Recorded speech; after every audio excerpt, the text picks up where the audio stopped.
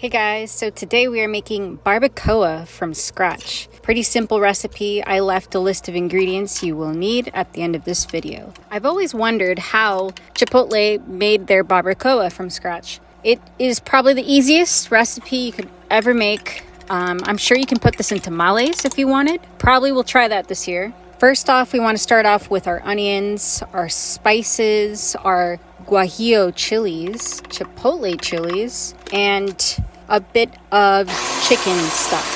We're gonna blend this up, make it a sauce. You don't have to boil or cook anything. We're just doing this stuff first. Once you've blended this for about 2-3 minutes, we will sear our beef on a cast iron pan or any pan that you have at home available to you. And we are gonna sear all sides of the goal is to cook this in the oven, and we are going to cook it at 350 in the oven for about 3.5 hours to 4 hours. You don't need to check it. It's going to cook on its own. If you feel like flipping it while it's in the oven, you totally can.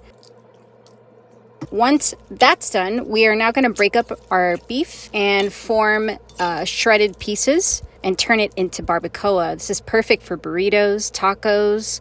You can even put this in pozole. If you feel like putting this in other sorts of stews, you totally can. I garnished it with some cilantro and onions and a bit of tapatio. I hope you guys enjoyed this recipe.